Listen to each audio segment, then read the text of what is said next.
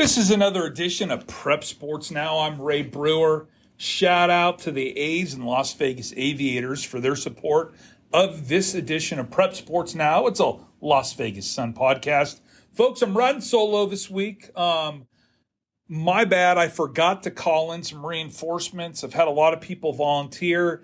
I was going to get a hold of my guy, Brad Talich, the legend, the best defensive coach I know. He's been eager to come on. I just didn't make the phone call in time. With Monday being a school holiday, it would have been perfect.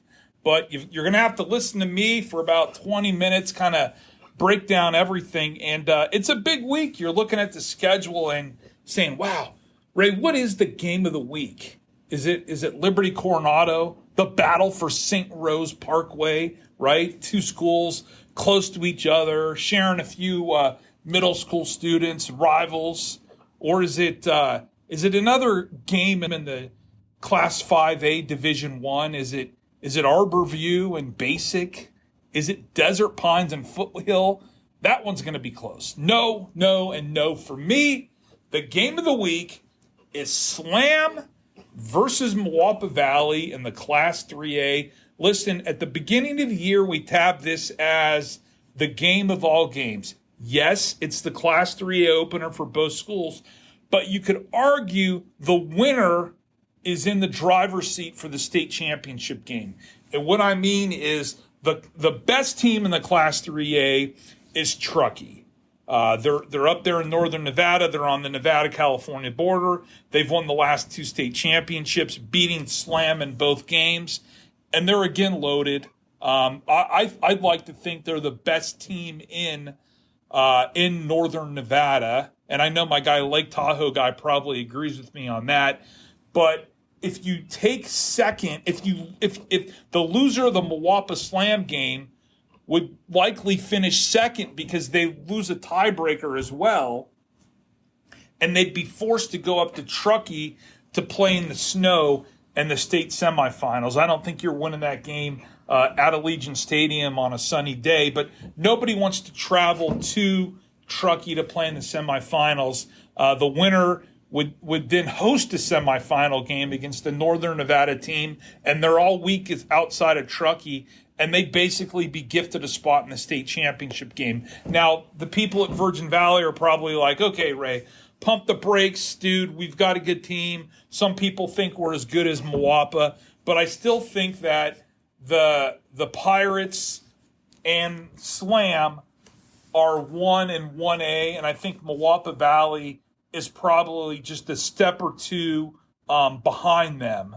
And I'm looking forward. I'm going to go to this game on Friday night, a Class 3A game. And here's the bottom line: Damian Neville, 3-year varsity guy, running back. He's had some big performances this year.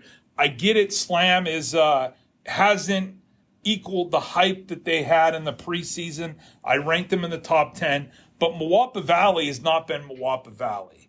They had to rally against Canyon Springs 2 weeks ago. Canyon Springs lost to Cadence last week.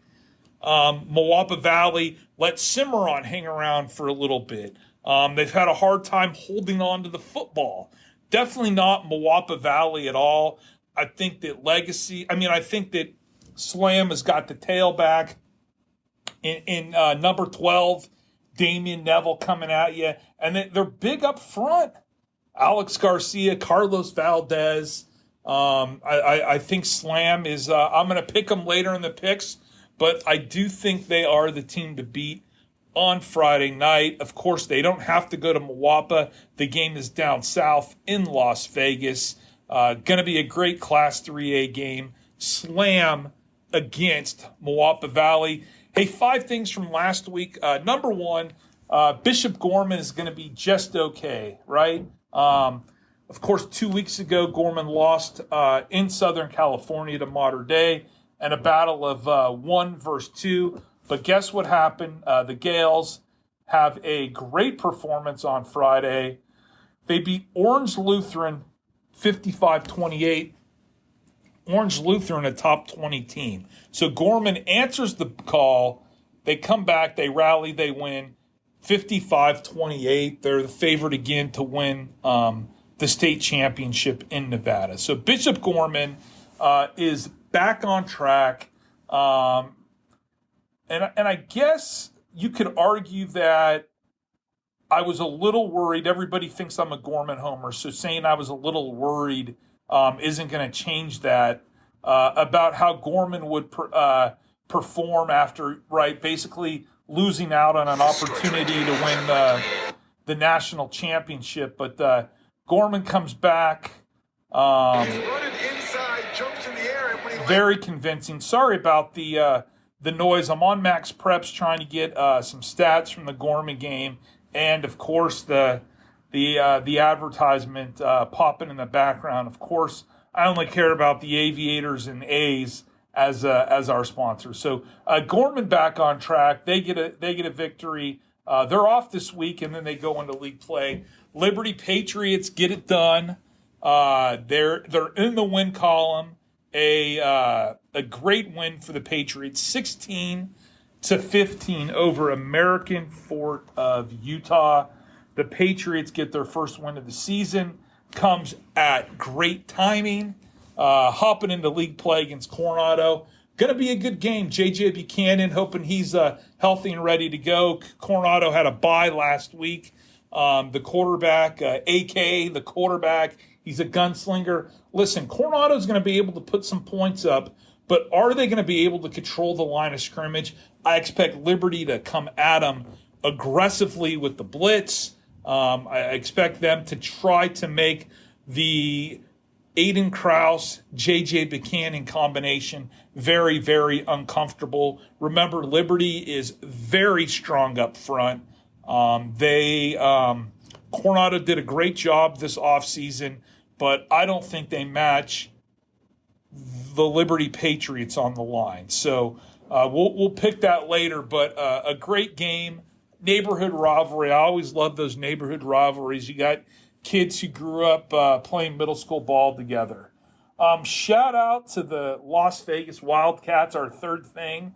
The Wildcats, Kings of the East Side, 31-21 over Desert Pines. Christian Brody had a big day for the Wildcats. I'm from the East Side. Everybody knows how much I love it down there. And I understand how everybody wants to be the premier team of the East Side, and that's Desert Pines year in and year out for about the past decade.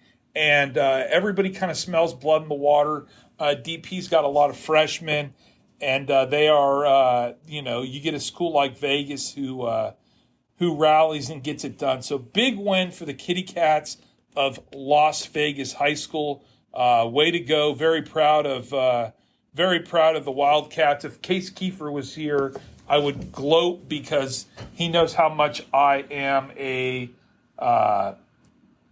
how proud I am to be a East Sider. Some teams kind of with some surprising victories. Right, this has been the year of the "oh gosh, did this happen?" result. Got a few of those this week. Durango 32, Centennial 25. Who had Durango that entered the season on a 9-game losing streak that went to an 11-game losing streak, beating Centennial that won the Class 4A title last year, was a preseason top 10 team, right? That's a little surprising. What about Mater East going down to Boulder City? Tough to go to Boulder City. Mater East gets it done at the buzzer. Last play of the game, 16 to 13. I'm sorry, 16 to 13. Mater East, last play of the game. Dallin James to Quez Young, 2.6 seconds remaining. Young had 2 TDs on the day. James passed for 350 and 2 touchdowns. Great game. Game of the week. Congratulations to Mater East getting it done. And last but not least, I got a question for you guys. Faith Lutheran 35, Shadow Ridge 20. The Crusaders, who lost in the Class 5A Division II state game last year, they win the opener against Shadow Ridge, who we thought that would be the top 2 teams in the league. And now I don't know if Faith loses a game. They might run the table and win every game, including the state championship. Do you guys think I'm crazy? Mike Sanford leading the way. Alexander Rogers at quarterback has been lights out. They are playing very sound football, getting better week to week. I had Shadow as one of my favorites to win state. Shadow was in the top 10. Faith wasn't, but Shadow's struggling playing defense. I had actually picked Faith last week. I told you it was going to happen in that game. So shout out to Faith, who I think might go undefeated this year and not lose a game. I said I was going to only do 5 things, but how about I do a 6th? Shout out to the Green Valley Gators, 38-35, a 3rd straight week of playing a close game. Green Valley, 3-1. Evan Williams had just an amazing circus catch for the Gators. Number 2, long touchdown. If you watch the NFL on ESPN on Sunday mornings, they say, you got mossed. Well, Evan Williams mossed some kid from Legacy up and over, caught the ball, raced and took it to the house. Touchdown Gators. They went into overtime, 38-35. Shout out to the Green Valley kicker, Dax Arnold. He drilled a 39-yarder to get to overtime, game winner in overtime. The Gators of Green Valley, they are 3-1. Folks, a reminder, Prep Sports Now, we are brought to you by the A's and Las Vegas Aviators. We thank everybody for your support of high school sports. As you know, kind of the history of the show, Case Kiefer and I, we would sit here and banter back and forth every week. Case is doing a lot of Raiders coverage for us, and I am looking for folks to join me on the show.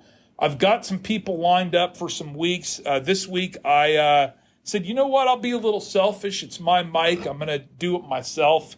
And here we are. And going to do the picks now. Kind of mentioned a little these already. Moapa Valley versus Slam, game of the week. I like Slam, and I would never contradict myself. However, there's a reason why Moapa every year wins double-digit games, makes deep playoff runs. It's because they've got a system in place.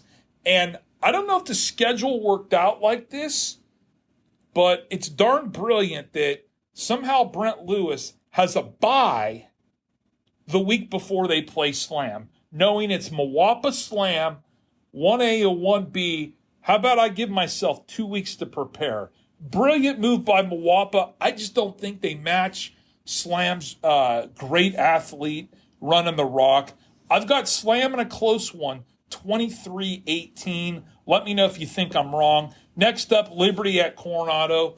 Listen, last week we asked, Liberty was 0-3. We said, is Arborview now the team to beat? I said, let's pump the brakes. Liberty is still Liberty. Liberty is still a national power. And I think they go into Coronado and they make a major statement. I think they rough up the Cougars a little bit. I got Liberty by 25 points. Coronado 38. Liberty 38, Coronado 13. Next, Desert Pines, Foothill. Everybody sing after me. We are the Foothill Falcons. Foothill 34. They got Arthur slinging the rock around against Desert Pines 26. Silverado at Faith Lutheran. Like I said, the Crusaders could run the table. They win big this week. Faith Lutheran over Silverado. Our next game, Sunrise Mountain against Centennial. It's a rematch of the state championship game last year. Both teams are still looking for a win. I've picked Sunrise Mountain every single week, and I have lost every single week. Guess what? Sunrise and Centennial, week 6, looking for win 1. I've got Sunrise again. I said I wouldn't do it again. I lied to myself. Sunrise Mountain over Centennial. Basic at Arborview. Arborview rolls. They had a week off. They're very good. And Basic just lost to Palo last week. This should not be a league game, but I will talk about that later. Legacy at Sierra Vista. Big step up in competition for Sierra Vista. They've won the last 2 games. Legacy is going to make a playoff run. Legacy 31, Sierra Vista 6. Palo Verde at Shadow Ridge. Panthers got it done last week, 15-10 against Basic, first win of the season. Shadow Ridge's defense has been a work in progress all year. You guys all know work in progress is code word for not that great. I think Shadow gets it done, but it won't be pretty. I got the Mustangs 32, the Panthers 26. Durango, big dub last week over Centennial. They'd like to say it's program changing. After losing 11 in a row, they've won 3 in a row. Trailblazers 3-2 on the season, playing great defense. They're bought in. They're all in. They travel to Boulder Friday night. I got the Screaming Eagles. Tough to win in Boulder City on a Friday night.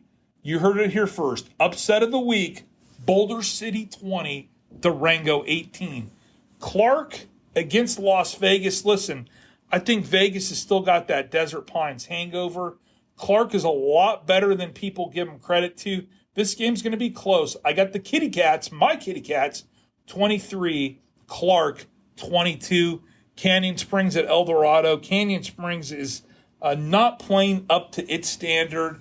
Coach Q would be the first one to say that. I've got Sea Springs 18, El Dorado 17.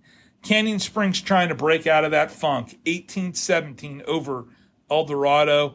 Somerset Losi at Bonanza. Shout out to the Bengals. Big dub last week at Cheyenne to open league play. Somerset running all over everybody. Haven't lost since week 1. They crushed Bonanza. Running clock victory. Next up, Virgin Valley at Pahrump Valley in the Class 3A, an opener. Guys, this kind of feels a little bit like the undercard to the Moapa Slam game.